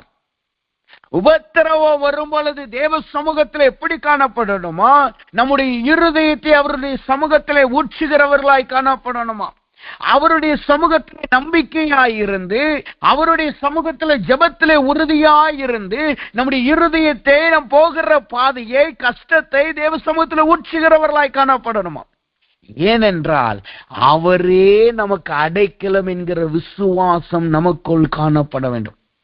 ஆண்டவர் அண்டி எனக்கு ஒரு அடைக்கலம் இல்லை, இந்த உபத்திரவத்தின் பாதையிலே கர்த்தர் அண்டி எனக்கு ஒரு அடைக்கலம் இல்லை என்று சொல்ல நம்பிக்கையிலே அவருக்குள்ளாய் நம்முடைய இருதயத்தை ஊற்றுகிறவர்களாய் காணப்பட வேண்டும். கர்த்தர்ட்ட சொல்லலாம், தவறே கிடையாது. ஆண்டவரே, நான் இப்ப உபத்திரவத்துல போய்கிட்டு இருக்கேன், என்னால முடியல கர்த்தாவே, எனக்கு நீங்க பலன் கொடுங்க, என் அடைக்கலம் நீங்க தான், என்னுடைய நம்பிக்கை நீங்க தான், உம்முடைய வசனத்தினாலதான் ஆண்டவரே நான் உபத்திரவப்படுகிறேன்னு சொல்லி கர்த்தர் சமூகத்திலே நாம் போய்கொண்டிருக்கிற நம் நிலைமையை கர்த்தரிடத்தில் அப்படியே ஊற்றுகிறவர்களாய் நாம் காணப்பட வேண்டும். அதான் வசனம் சொல்லுது, உபத்திரவப்படும் பொழுது என்ன செய்யணுமாம், நம்முடைய இருதயத்தை அவரிடத்துல எப்படி ஊற்றுகிறவர்களாய் காணப்படணும், எப்படி ஊற்றணுமாம், அவரே என் அடைக்கலம் என்கிற நம்பிக்கையிலே, அவரே என்னை காத்து கொள்ளுவார், அவரே என்னை மூடிமறைத்துக் கொள்ளுவார், அவரே என் அடைக்கலமாய் இருக்கிறார் என்கிற நம்பிக்கையிலே நாம் அவரிடத்தில் நம்முடைய இருதயத்தை ஊற்றுகிறவர்களாய் காணப்படும். இதை விட்டுட்டு நம்ம உபத்திரவத்துல இருக்கும்போது நம்ம நண்பர்கள் இடத்துல போய் சொல்றதோ, தெரிந்தவர்கள் இடத்துல போய் சொல்றதோ, மற்ற தெரியாதவர்கள் இடத்துல போய் சொல்றதோ, இன்னைக்கெல்லாம் நீங்க பாத்தீங்கன்னா விசுவல் ஷேரிங் சொல்லி வந்திருக்கிறது. என்னன்னா, அவர்கள் முன்னாடி உட்கார்ந்து இருக்கவங்க யாருன்னே உங்களுக்கு தெரியாது, ஆனா உங்க கவலையெல்லாம் நீங்க சொல்லலாம், அவங்க கேட்டுக்கிட்டே இருப்பாங்க. கேட்டுட்டு இருந்துட்டு அப்படியான்னு சொல்லிட்டு அவங்க அமைதியா போயிடுவாங்க. அவ்வளவுதான். அதை போய் வேலையில வேற யார்ட்டையும் ஷேர் பண்ண மாட்டாங்க. இது ஒரு விஷுவலா ஷேர் பண்ணுகிற காரியம். ஆன்லைன்ல இருப்பாங்க, உங்க முகத்தை அவங்க பார்க்க மாட்டாங்க, அவங்க முகத்தை நீங்க பார்க்க மாட்டீங்க, ஆனா உங்க பிரச்சனையை ஷேர் பண்ண. ஆனா யோசித்து பாருங்க, அதனால என்ன நன்மை நடந்துச்சு? நம்முடைய நண்பர்களிடத்துல மற்றவர்களிடத்துல போய் பகிர்ந்து கொள்கிறதுனால என்ன நன்மை நடந்துச்சு? சிலர் அதுல உதவி செய்யறாங்க, ஆனா அநேகர் என்ன செய்கிறார்கள், அதை வைத்து அதன் மூலமாய் நன்மை பெறுகிறதா தான் இருக்கிறாங்க. அதை வைத்து உங்களை தூஷிக்கிறவர்களா தான் இருக்கிறாங்க, அதை வச்சு உங்களை மட்டம் தட்டுறவங்களா தான் இருக்கிறாங்க, அதை வச்சு உங்களை அற்பமா பார்க்கிறவங்க தான் இருக்கிறாங்க. ஆனால் தேவ சமூகத்திலே அவரே அடைக்கலம் என்று ஊட்டிட்டீங்கன்னா கர்த்தர் உங்களுக்கு அடைக்கலமாய் மாறுவார். அவர் உங்களுக்காய் நின்று அந்த உபத்திரவத்தை அவர் பெற்றுக் கொள்ளுகிறவராய் மாறுவார். அப்ப வேதம் சொல்லுகிறது, அவருடைய சமூகத்திலே நாம் ஜெபிக்கிறவர்களாய் இருக்கணும். எவ்வளோக்கு எவ்வளவு உபத்திரம் பெருகுதோ அவ்வளோக்கு அவ்வளோ உங்க ஜெப நேரத்தை இன்க்ரீஸ் பண்ணுங்க.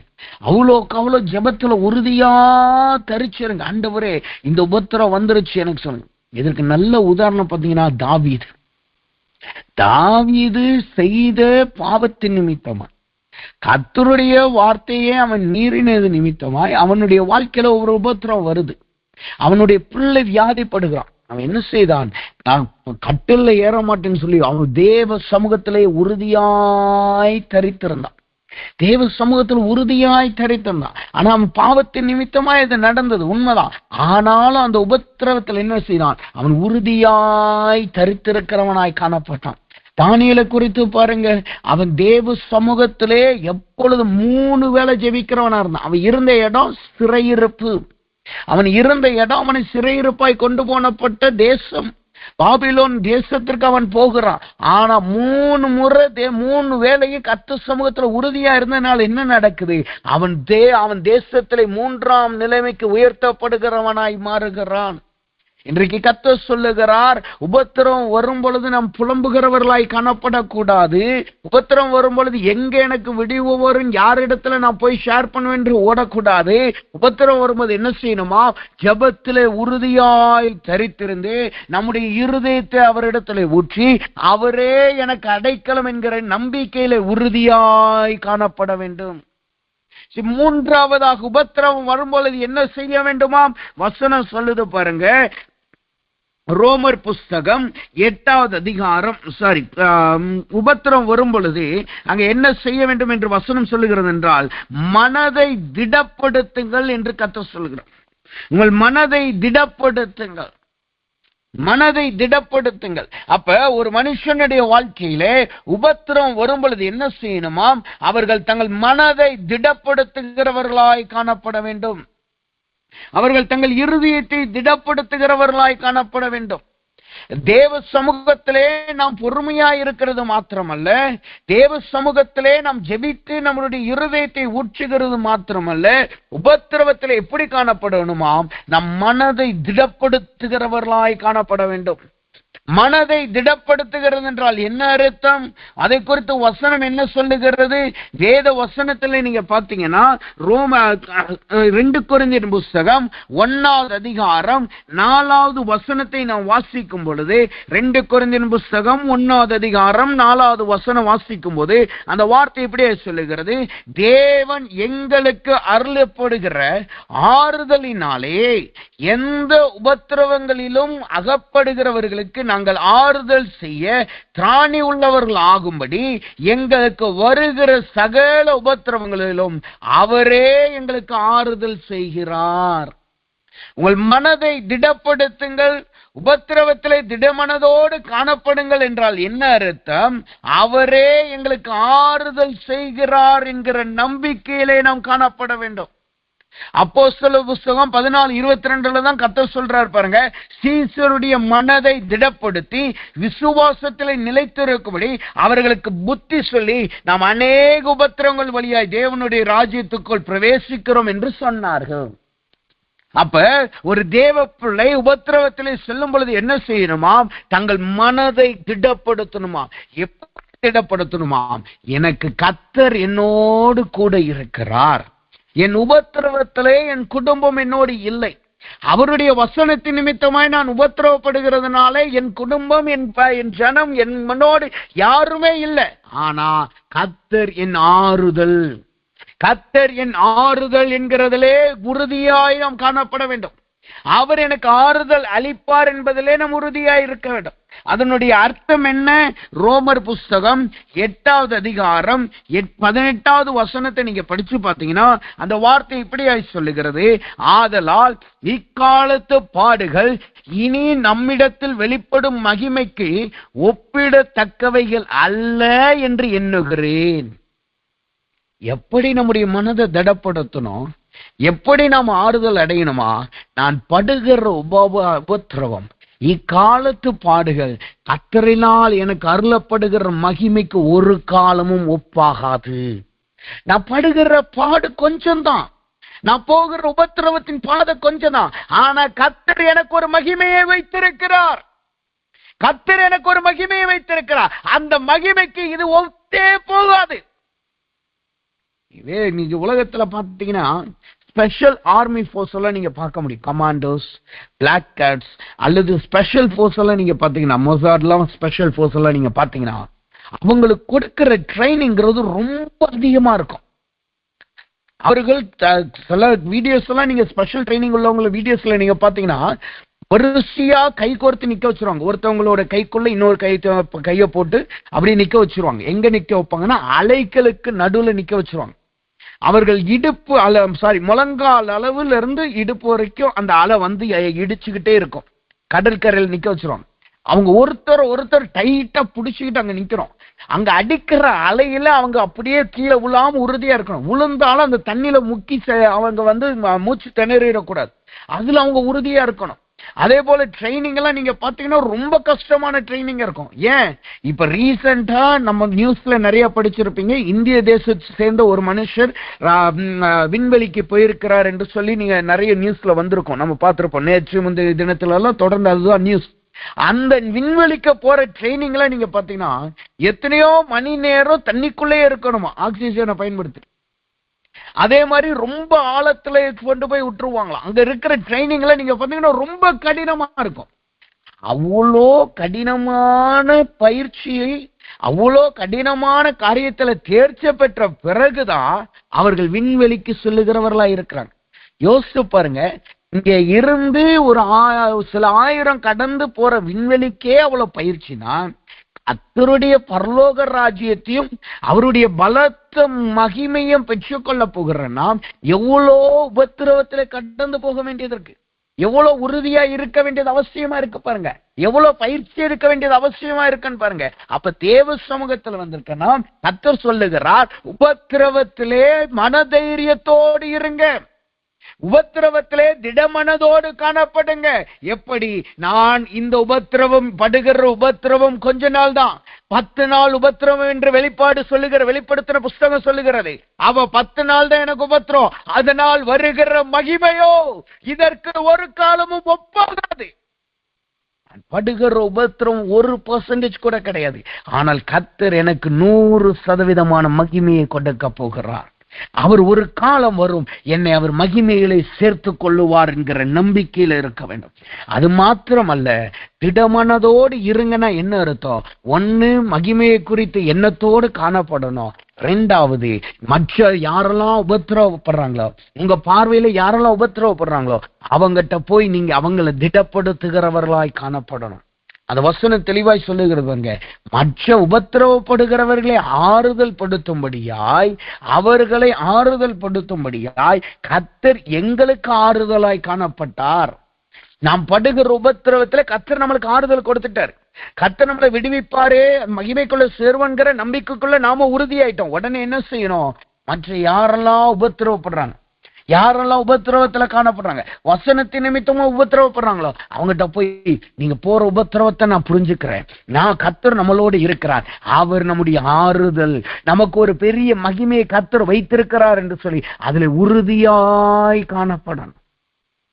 இன்னைக்கெல்லாம் நீங்க பாத்தீங்கன்னா நம்ம தேசத்துல அதிக அளவு நம்ம விடுதலையா கர்த்தரை ஆராதிக்கிறோம். ஆனா சைனா மற்றும் அரபு நாடுகள் எல்லாம் நீங்க போய் பாத்தீங்கன்னா அங்க இருக்கிற உபத்திரவம் சொல்லி முடியாத உபத்திரவம், அங்க இருக்கிற போராட்ட உபத்திரவம். கர்த்தரை வெளிப்படையா துதிக்க முடியாது, கர்த்தரை வெளிப்படையா பாட்டு பாடி ஆராதிக்க முடியாது. காரணம் என்ன? அவங்க ஒரு வட்டத்துக்குள்ள வச்சிருப்பாங்க, அதன்படி நம்ம போகணும். அதன்படி போனா தேவ வசனம் அதை அங்கீகரிக்காது. அப்ப என்ன செய்ய வேண்டியது? ரகசியமாய் கர்த்தரை ஆராதிக்க வேண்டியது, ரகசியமாய் கர்த்தருக்காய் ஊழியம் செய்ய வேண்டியது இருக்கு. அப்ப அது எல்லாமே ஒரு உபத்திரவம் தான். இந்த உபத்திரவத்துல என்ன நடக்கும்? அவர்கள் எல்லாமே உறுதியா இருக்கிறது மாத்திரமல்ல, அவர்கள் மற்றவர்களையும் ஆறுதல் படுத்துறாங்க, மற்றவர்களையும் தேவன் பக்கம் திருப்பவர்களா இருக்கிறாங்க. அப்ப யோசிச்சு பாருங்க, நம்முடைய உபத்திரவத்துல நாம எப்படி இருக்கணுமா? மற்றவர்களை ஆறுதல் படுத்துகிறவர்களா இருக்கணும். இன்னொன்னு தெரியுமா? இதுதான் தேவ பிள்ளைகளுடைய விசேஷமாய் காணப்படுகிறது. தேவ பிள்ளைகளுடைய விசேஷம் என்ன தெரியுமா? ஒரு தேவ பிள்ளை, தேவனுடைய ஊழியக்காரர்களுடைய விசேஷம் என்ன தெரியுமா? உலகத்தினுடைய ஜனங்கள் ஒரு போராட்டம் வந்துருச்சு, ஒரு பிரச்சனை வந்துருச்சுன்னா ஓடி ஒளிஞ்சிருவாங்க. அல்லது நான் போராட்டத்தில் இருக்கேன், உபத்திரவத்தில் இருக்கேன் அப்படின்னு சொல்லி தங்களை குறித்து தான் யோசிப்பாங்க. ஆனா ஒரு தேவ பிள்ளை, கர்த்தருக்கு பயந்து நடக்கிற தேவ ஜனம் எப்படி இருக்குமா? எவ்வளவுதான் உபத்திரவத்துல போனாலும் அவர்கள் மற்றவர்களை ஆறுதல் படுத்துகிறவர்களாய் இருப்பார்கள், மற்றவர்களை தாங்குகிறவர்களாய் காணப்படுவார்கள், மற்றவர்களை பலப்படுத்துகிறவர்களாய் இருப்பாங்க. இவங்களுக்கு தெரியும் நான் உபத்திரவத்துல போய்கிட்டு இருக்கேன், ஆனாலும் அவனும் உபத்திரவத்துல போகிறான், எனக்கு தெரிந்த மனுஷனும் உபத்திரவத்துல போகிறான், கர்த்தருக்காக அவனை நான் தேற்றுகிறேன் என்று சொல்லுவார். அப்போஸ்தலர்களுடைய வாழ்க்கை எல்லாமே அதுதான். ஒரு பக்கத்துல அடி, ஒரு பக்கத்துல சிறையிருப்பு, ஒரு பக்கத்துல கைவிலங்கு போடப்பட்ட அனுபவம், ஆனா இன்னொரு பக்கத்துல கர்த்தருக்காய் தொடர்ந்து ஊழியம் பண்ணிக்கிட்டு இருந்தான். பவுல் சொல்றா பாருங்க, நான் போகிற பட்டணத்துல எல்லாம் எனக்கு உபத்திரவம் தெரியும், ஆனால் நாங்க போறேன். ஏன்னா கர்த்தருடைய உபதேசத்தை அறிவிக்கும்படியாய், கர்த்தருடைய சுவிசேஷத்தை அறிவிக்கும்படியாய், அங்க இருக்கிற ஜனங்களை ஆறுதல் பண்ணும்படியா. அப்போ ஒரு தேவ பிள்ளைகளாகிய நாம் என்ன செய்யணும்? உபத்திரவத்துல நாம் ஆறுதல் அடைந்து மற்றவர்களை ஆறுதலுக்குள்ளாய் நடத்துகிறவர்களாய் காணப்பட வேண்டும். அடுத்ததாக கடைசியாக உபத்திரவத்திலே இருக்கிறவர்கள் என்ன செய்ய வேண்டும்? உபத்திரவத்திலே நாம் காணப்படும் பொழுது விசுவாசத்திலே உறுதியா இருக்கன்னா என்ன செய்யணுமா? கடைசியாகவும் மிகவும் முக்கியமான வார்த்தையை கர்த்தர் சொல்லுகிறார். என்னது? யோபுவின் புஸ்தகம் 36வது அதிகாரம் 21வது வசனம். யோபுவின் புஸ்தகம் 36வது அதிகாரம் 21வது வசனம். அந்த வார்த்தை சொல்லுகிறது, அக்கிரமத்துக்கு திரும்பாதபடி எச்சரிக்கையாயிரும், உபத்திரவத்தை பார்க்கிலும் அக்கிரமத்தை தெரிந்து கொண்டீரே. உபத்திரவத்தை பார்க்கிலும் அக்கிரமத்தை தெரிந்து கொண்டீரே. இதுதான் தேவ பிள்ளைகளாகிய நமக்கு ரொம்ப அவசியம், நமக்கு ரொம்ப அவசியம். இப்படி தேவ பிள்ளைகள், தேவ சமூகத்தில் இருக்கிறவங்க அவரால் உபத்திரவப்படும் பொழுது, அவருடைய வசனத்தின் நிமித்தமாய் உபத்திரவப்படும் போது என்ன செய்யணுமா? ஒரு காலமும் அக்கிரமத்தை நாம் தெரிந்து கொள்ளவே கூடாது, ஒரு காலமும் அக்கிரமத்தை நாம் தெரிந்து கொள்ளவே கூடாது. வசனம் சொல்லுகிறது, அவர்கள் தீமையினால் அவைகளை மேற்கொள்ளாமல் நன்மையினால் அவைகளை மேற்கொள்ளுங்கள். தீமையினால் அதை மேற்கொள்ளாமல் நன்மையினால் அதை மேற்கொள்ளுங்க. என்ன உபத்திரவப்படுத்திட்டாங்க, என்ன காயப்படுத்திட்டாங்க, என்ன அடிச்சுட்டாங்க. நான் இப்ப 10,000 பேரை கொண்டு போய் அவன் அடிக்கிறேன் பார், அவன் ஒரு ஆளை வச்சு என்ன அடிச்சுட்டான். எனக்கு ஆள்பலன் இல்லையா? எனக்கு ஆசீர்வாதம் இல்லையா? என்னிடத்துல பணம் இல்லையா? நான் அவனை போய் அடிக்கிறேன் பாரு சொல்லி நாம் புறப்பட்டு போக கூடாது, அல்லது கர்த்தரை விட்டு விலகி போயிடக்கூடாது. என்ன செய்யணுமா? அந்த உபத்திரவத்தை தான் நாம் தெரிந்து கொள்ளணுமே தவிர அக்கிரமத்தை தெரிந்து கொள்ளக்கூடாது. அக்கிரமம் என்றால் என்ன அர்த்தம்? அதை குறித்து வேதம் என்ன சொல்லுகிறது? வேதம் 2 விதமான உதாரணத்தை, விளக்கத்தை கொடுக்கிறது. ஒன்னே, அக்கிரமம் என்றால் என்ன அர்த்தம்? மத்தேயுவின் புஸ்தகம் 24வது அதிகாரம் 9 மற்றும் 10வது வசனத்தை நீங்க படிச்சு பார்த்தீங்கன்னா அந்த வார்த்தை எப்படியா சொல்லுகிறது? அப்பொழுது உங்களை உபத்திரவங்களுக்கு ஒப்பு கொடுத்து உங்களை கொலை செய்வார்கள்.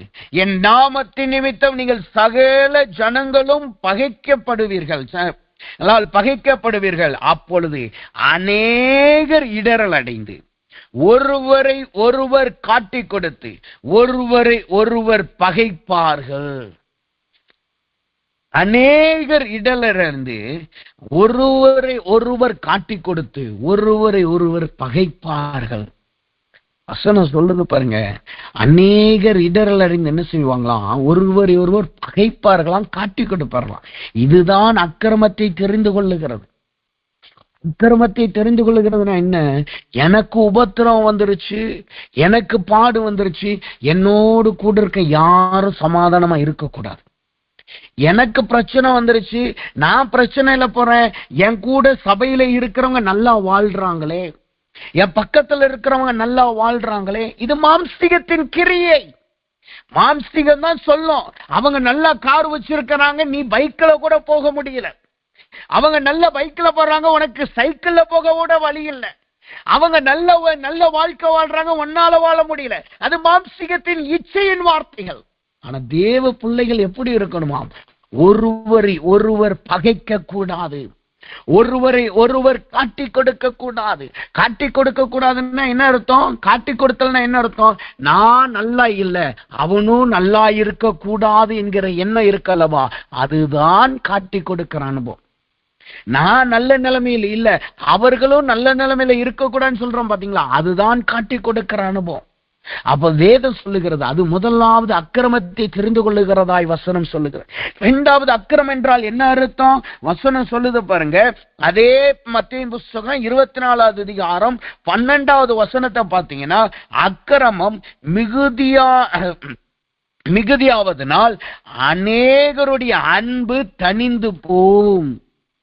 இரண்டாவதாக அக்கிரமம் என்றால் என்ன அர்த்தம்? எங்கு அன்பு தனிந்து போகுதோ அதுதான் அக்கிரமமாய் மாறுகிறது.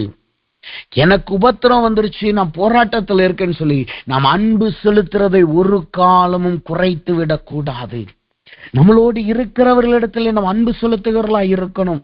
நமக்கு தெரியாதவர்களிடத்திலையும் அன்பு செலுத்துகிறவர்களா இருக்கணும். அப்ப வேதம் சொல்லுகிறது, நம்முடைய உபத்திரவத்திலே ஒரு காலமும் அன்பு தனிந்து போயிடக்கூடாது. சில பேரை பார்த்தீங்கன்னா சொல்லுவாங்க, நானே வேதனையில போய்கிட்டு இருக்கேன், நானே உபத்திரவத்துல போய்கிட்டு இருக்கேன், நானே படாத பாடுபட்டிருக்கேன், உனக்கு என்னையா, உனக்கு என்ன தேவை இருக்கு, என்கிட்ட வந்து ஏன் கேட்கிற? கடினமாய் பேசுவார்கள், முகநாடி வேறுபட்டு போகும், மூர்க்கமாய் பேசுவார்கள், அல்லது அவர்களை சபிக்கிறவர்களா இருப்பாங்க. ஆனா வேதம் என்ன சொல்லுது? நாம் அன்பில் தனிந்து போயிடவே கூடாது, தேவ அன்புல நிலைச்சு நிற்கணும். அதனாலதான் யோபு சொல்லுகிறார், உபத்திரவத்திற்கு பதிலாய் நீங்கள் அக்கிரமத்தை தெரிந்து கொண்டீர்கள். தேவ சமூகத்தில் வந்திருக்கிறாம். இந்த உபத்திரவப்படும் பொழுது ஒரு காலமும் அக்கிரமத்தை தெரிந்து கொள்ளக்கூடாது, ஒரு காலமும் அக்கிரமத்தை தெரிந்து கொள்ளக்கூடாது. அப்ப தேவ சமூகத்துல வந்திருக்க நாம், கர்த்தர் சொன்னார், வசனத்தின் நிமித்தமாயும் என் நாமத்தின் நிமித்தமாய் உபத்திரம் வரும். உபத்திரம் வந்தால் என்னென்ன செய்யணும்? ஒன்னு, முதலாவது பொறுமையா இருந்து அதிலே நாம் மேன்மை பாராட்டணும். இரண்டாவது என்ன செய்யணும்? ஜெபத்திலே தரித்திருந்து அதிலே நாம் கர்த்தர் எனக்கு அடைக்கலம் என்கிற நம்பிக்கையில அவரிடத்திலே நம்முடைய இருதயத்தை ஊற்றணும். மூன்றாவது என்ன செய்யணும்? நான் பெறப்போகிற மகிமைக்கு இந்த உபத்திரம் ஒப்பாகாது என்கிற விசுவாசத்திலும் என்னத நம்பிக்கையில் நாம் ஆறுதல் அடைந்து மற்றவர்களை ஆறுதல் படுத்துகிறவர்களாய் காணப்படணும். நான்காவதா என்ன செய்ய வேண்டும்? யோபு சொல்லுகிறார் பாருங்க, உபத்திரவத்திலே அக்கிரமத்தை ஒரு காலமும் தெரிந்து கொள்ளக்கூடாது. அப்படின்னா என்ன அர்த்தம்? தேவ அன்பு நம்முடைய இருதயத்திலே குறைந்து போயிடக்கூடாது, அல்லது மற்றவர்களை நாம் மாற்றி விடுகிறதோ, மற்றவர்களுடைய நன்மையை பார்த்து பொறாமைப்படுகிறவர்களாய் ஒரு காலமும் மாறி போயிடக்கூடாது. கர்த்தருக்குள்ளாய் உறுதியாய் காணப்பட வேண்டும். கர்த்தருடைய விசுவாசத்தில் நிலைத்து நிற்கிறவர்களாய் இருக்கணும். இந்த நாளிலேயும் நீங்க தேறி வந்துட்டீங்கன்னா கர்த்தரிடத்தில் முடிவு பரியந்தம் நாம் நிலைத்து நிற்கிறவர்களாய் காணப்படுவோம். முடிவு பரியந்தம் நாம் நிலைத்து நிற்கிறவர்களாய் காணப்படுவோம். ஒன்னு விசுவாசத்துக்கு இடரலாய் வருகிறது என்ன? மார்க்குவின் புஸ்தகம் 4:17 சொல்லுது, ஒன்னு உபத்திரவத்தினால் அவர்கள் விலகி இடரல் அடைந்தார்கள், இரண்டாவது துன்பத்தினால் இடரல் அடைந்தார்கள். வாசிக்க நேரமில்லை. அடுத்த காரியம், விசுவாசத்தின் நிலைத்திருப்பதற்கு இடரலாய் வருவது என்ன? துன்பம். துன்பம் வந்தால் என்ன செய்ய வேண்டும்? துன்பம் எப்படிப்பட்டதா இருக்குமா? துன்பம் வந்தால் ஒரு மனுஷனுடைய வாழ்க்கையில துன்பம் எப்படி வருமா? நிந்திக்கிற வசனம் சொல்லுகிற அந்த வசனத்தை நான் வாசிக்கிறேன். மத்தேயு புஸ்தகம் 5வது அதிகாரம் 11வது வசனத்தை நீங்க படிச்சு பார்த்தீங்கன்னா அந்த வார்த்தை இப்படியாய் தெளிவாய் சொல்லுகிறது. மத்தேயு 5:11 தெளிவாய் சொல்லுகிறது பாருங்க. என் நிமித்தம் உங்களை நிந்தித்து துன்பப்படுத்தி பலவிதமான தீமையான மொழியையும் உங்கள் பேரில் பொய்யான சொற்களையும் சொல்லுவதனால் பாக்கியவான்களாயிருப்பீர்கள். ஒரு மனுஷனுடைய வாழ்க்கையில இரண்டாவது விசுவாசத்துக்கு இடராய் வருவது என்ன? அல்லது எந்த காரியத்திலே நாம் விசுவாசத்தில் நிலைத்து நிற்கணும்? துன்பப்படும் பொழுது நாம் நிலைத்திருக்கிறவர்களாய் இருக்கணும். துன்பம் என்றால் என்ன? நிந்தையான சூழ்நிலையிலே, தீமையான மொழிகளை பேசுகிற இடத்திலே, அல்லது பொய் சாட்சி சொல்லி நம்மளை குற்றப்படுத்துகிற இடத்திலே நாம் அதிலே உறுதியாய் விசுவாசத்தில் நிலைத்து நிற்கிறோம். சரி, ஒரு மனுஷனுடைய வாழ்க்கையில துன்பம் வந்தா என்ன செய்யணும்? வசனம் சொல்லுகிறது, முதலாவது அவர்கள் என்ன செய்யணுமா? என்னாகமத்தின் புஸ்தகம் 10வது அதிகாரம் 9வது வசனம் சொல்லுகிறது, பூரிக்கைகளை முழக்கமிடங்குவீர்களாக. நீங்கள் யுத்தத்திற்கு போகும் பொழுது பூரிக்கைகளை முழங்குவீர்களாக. பூரிக்கைகளை முழங்குகிறது என்றால் என்ன அர்த்தம்? வசனம் இப்படியே சொல்லுகிறது. 2 நாளாகமத்தின் புஸ்தகம் 5வது அதிகாரம் 13வது வசனம் சொல்லுகிறது, கர்த்தரை துதித்து ஸ்தோத்திரித்து பாடினார்கள். நமக்கு உபத்திரவம் வரும் பொழுது, துன்பம் வரும் பொழுது முதலாவது நாம் என்ன செய்ய வேண்டும்? எப்படி உபத்திரவத்திலே பொறுமையா இருக்கிறோமோ அதே போல் நமக்கு நிந்தையும் பொய்சாட்சி வரும் பொழுது கர்த்தரை நாம் துதிக்கிறவர்களாய் காணப்பட வேண்டும். அவரை துதித்து பாடுகிறவர்களாய் காணப்பட வேண்டும். இரண்டாவதாய் உபத்திரவம் வரும்போது என்ன செய்ய வேண்டுமாம்? வசனம் சொல்லுகிறது. மத்தேயு 5:44 சொல்லுகிறது. மத்தேயு புஸ்தகம் 5வது அதிகாரம் 44வது வசனம் இப்படியே சொல்லுகிறது, நான் உங்களுக்கு சொல்லுகிறேன், உங்கள் சத்துருக்களை சிநேகியுங்கள், உங்களை சபிக்கிறவர்களை ஆசீர்வதியுங்கள், உங்களை பகைக்கிறவர்களுக்கு நன்மை செய்யுங்கள், உங்களை நிந்திக்கிறவர்களை துன்பப்படுத்துகிறதற்காக ஜெபம் பண்ணுங்கள். நம்மளை துன்பப்படுத்துவதற்காக நாம் ஜெபம் பண்ணுகிறதை பழக்கத்திற்குள்ளாய் நாம் கடந்து போகணும். நம்மளை துன்பப்படுத்துவதற்காய் நாம் ஜெபம் பண்ணுகிறவர்களாய் காணப்படணும். அடுத்த வார்த்தை சொல்லுது, வசனம் ரோமர் 12:14 வாசித்தீங்கன்னா, அவர்களை ஆசீர்வதியுங்கள் என்று சொல்லுது. எப்படி ஜெபிக்கணுமா? அவர்களை ஆசீர்வதித்து ஜெபிக்கணுமா? அவர்களை சபித்திடக்கூடாது, அவர்களை சபிக்க கூடாது. ஒரு தேவ பிள்ளையை ஒருத்தவங்க துன்பப்படுத்துறாங்கன்னா நம்ம என்ன செய்யணும்? அவர்களை ஆசீர்வதித்து ஜெபிக்கணும். தேவன் சொன்னா பாத்தீங்களா, ஆண்டவரே இந்த பாவம் இவர்கள் மீது வராதிருப்பதாக. இயேசு சொன்னார், ஆண்டவரே இவர்களை மன்னியும் கர்த்தாவே. அதே போல ஒரு தேவ பிள்ளைகள் துன்பம் வரும்போது என்ன செய்யணும்? அவர்களை ஆசீர்வதிக்கிறவர்களாய் காணப்படும். கர்த்தருடைய மன்னிப்பு அவர்கள் மீது வரும்படி நாம் ஜெபிக்கிறவர்களாய் இருக்கணும். யோசித்து பாருங்க, இதுதான் ஒரு தேவ பிள்ளையின் கிறிஸ்தவத்திற்குரிய அடையாளம். துன்பம் வரும் பொழுது அவர்களை சபிக்கிறதாகவோ, என்ன நீ தொட்டுட்ட பாத்தியா, என்ன நீ அடிச்சுட்ட பாத்தியா, கர்த்தர் உன்னை சபிப்பார், கர்த்தர் உன்னை கொல்லுவான்னு சொல்லி நம்ம சொல்லக்கூடாது. என்ன சொல்லணுமா? அவர்களை ஆசீர்வதிக்கிறவர்கள் கர்த்தர் உன்னை ஆசீர்வதிப்பார், கர்த்தர் உன் பாவத்தெல்லாம் மன்னிப்பார், நீ எனக்கு துன்பத்தை கொடுத்துட்ட பரவாயில்ல, கர்த்தர் உன்னை ஆசீர்வதிப்பார். இதுதான் அவர்களுடைய இருதயத்தை மாற்றும். இதுதான் ஒரு தேவ பிள்ளையின் அடையாளம். எல்லாவற்றுக்கும் மேலாக இதுதான் விசுவாசத்தில் நிலைத்து நிற்கிறதை காட்டுகிறது. அப்ப இப்பொழுது தேவ சமூகத்தில் வந்திருக்கணும். இன்றைக்கு கர்த்தர் சொல்லுகிறார், விசுவாசத்தில் நிலைத்திருங்கள், விசுவாசத்தில் நிலைத்திருங்கள். அப்ப இப்பொழுது கண்களை மூட போகிறோம். தேவ சமூகத்தில் ஜெபிக்காருங்க, ஆண்டவரே என் உபத்திரவத்திலே நான் விசுவாச நிலைத்திருக்கணும். என் ஆண்டவரே என் துன்பத்திலே நான் விசுவாசத்தில் நிலைத்து நிலைத்து நிற்கணும் சொல்லி எல்லாரும் கர்த்தர் சமூகத்தில் ஒப்பு கொடுப்போமா? இன்றைக்கு கர்த்தர் நம்மளுடைய விசுவாசத்தை உறுதிப்படுத்துகிறார். வேதம் சொன்னது, தேவனுக்கு பயந்து நடக்கிறவர்கள், தேவ பக்தியாய் நடக்கிறவர்களுக்கு உபத்திரம் உண்டு. கர்த்தரே சொன்னார், இயேசுவே சொன்னார், என் வசனத்தின் நிமித்தமாய், என் நாமத்தின் நிமித்தமாய் உபத்திரவப்படுவீர்கள். அப்ப இப்பொழுது கர்த்தர் சமூகத்தில் ஒப்பு கொடுங்க. ஆண்டவரே, உபத்திரவத்திலே பொறுமையாய் இருக்கணும் கர்த்தாவே, உபத்திரவத்திலே மனதைரியத்தோடு நான் காணப்படணும் ஆண்டவரே, உபத்திரவத்திலே நான் ஜெபத்திலே உறுதியாய் தரித்திருக்கணும் கர்த்தாவே, உபத்திரவத்திலே அக்கிரமத்தை தெரிந்து கொள்ள கூடாதுன்னு சொல்லி எல்லாரும் கர்த்தர் சமூகத்தில் ஒப்பு கொடுப்போமா? கர்த்தர் ஜெபிக்க ஆரம்பிப்போம். ஸ்தோத்திரம் ஆண்டவரே, ஸ்தோத்திரம் ஆண்டவரே. லிபா ரபோதன கந்தனிக்க துரபல வரபல வரவா லீதிட கந்தனிக்க துரா லகதிட கதிரக்க சுடகதர கத்தரபா வரவா. தேவ சமூகத்திலே வந்திருக்கிறனா எல்லாரும் கர்த்தரை ஒப்புக்கொண்டீங்க. ஆண்டவரே, நான் உபத்திரவத்திலே விசுவாசத்திலே நிலைத்து நிற்கணும் கர்த்தாவே. என்னை துன்பப்படுத்தலுக்காய் நான் ஜெபிக்கணும் ஆண்டவரே. அவர்களை நான் சபித்து விடக்கூடாது. பொறுமையாய் எனக்கு பலன் கொடுங்க என்று ஒப்பு கொடுங்க. பொறுமையை நமக்கு கொடுக்கிறார். அதில்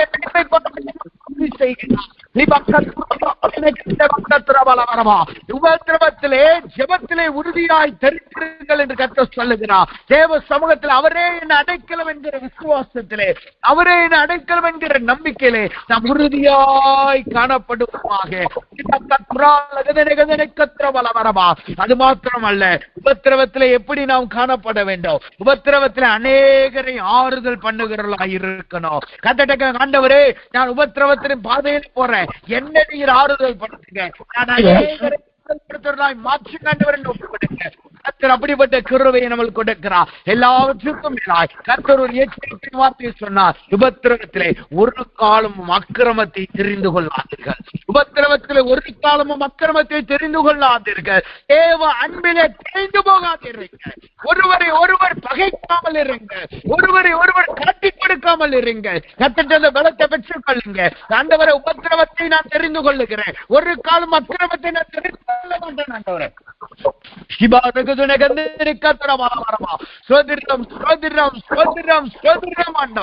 அப்ப வசனம் சொல்லுகிறது, உபத்திரவத்திலே நிலைத்திருக்கிறவர்கள் பாக்கியவான்கள், அவர்கள் முடிவு வரை நிலைத்திருக்கிறவன் ரட்சிக்கப்படுவான்.